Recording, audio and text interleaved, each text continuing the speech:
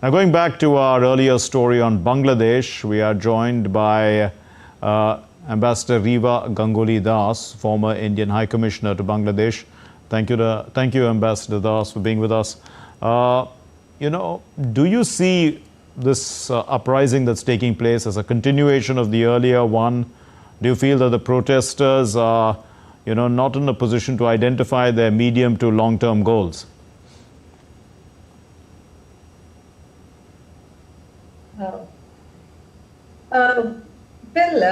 Bangladesh is going through a lot of political turmoil, and we have seen that since Sheikh Hasina left Dhaka on 5th August, since then there have been a lot of agitations, protests. Everybody who has a grievance comes out in the street and is protesting. Law and order has still not been established. A lot of policemen have still not come back on to work, and government is still struggling to establish some degree of governance which is visible.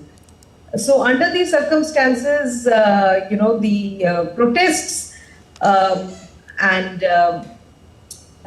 this kind of agitation has become the order of the day. But the reason for protests are very different, of course, because till 5th August, it was very focused initially on the removal of the quotas, and thereafter on, in the last few days, on removal of resignation of Sheikh Hasina, who was the Prime Minister then. And now the latest agitation, which has seen the students on the roads again and protesting, is that they want the resignation of the president of Bangladesh, President Shahabuddin. So that is really the protest. So it is not really a continuation in my view. I mean, for the students, the agitation has really continued. But, it is their own government. They have formed this government.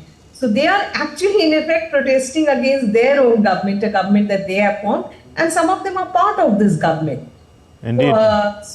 Indeed. That's the situation. Ma'am, India engages with the government of the day, obviously, and maintains good neighborly ties. So to what extent are these testing times for India?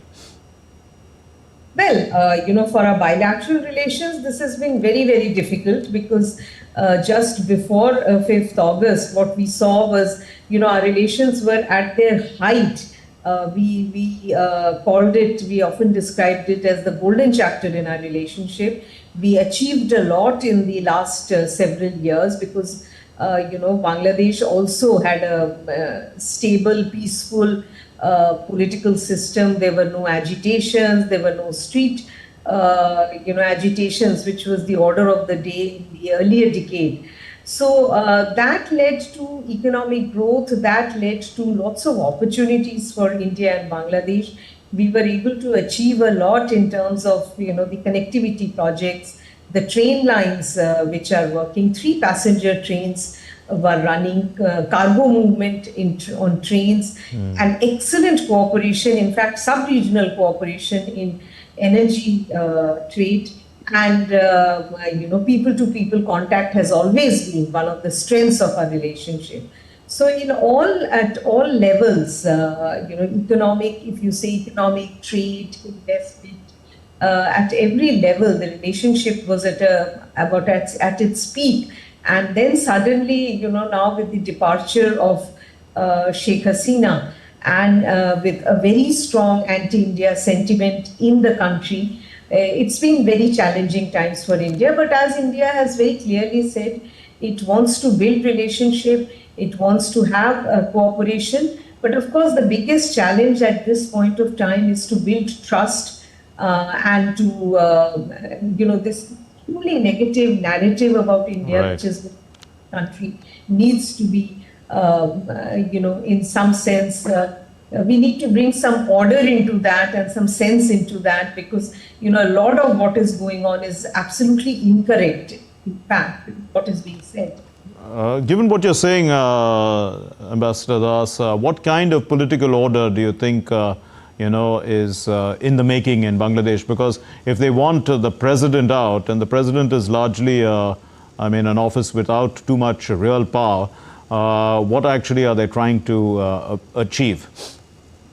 That's a very difficult question, because I think Bangladeshi analysts are themselves grappling with this question, because the latest development which happened actually yesterday, I think, when BNP, one of the largest political parties, has met the chief advisor and told him that they do not favor that the president should step down, because they feel that this would lead to a constitutional crisis, which would further delay the election process. So today, the advisors have met, the interim government has met in what can roughly be called in a sort of their cabinet meeting, and they've decided that they're going to have more political consultations to come to a conclusion about president's fate.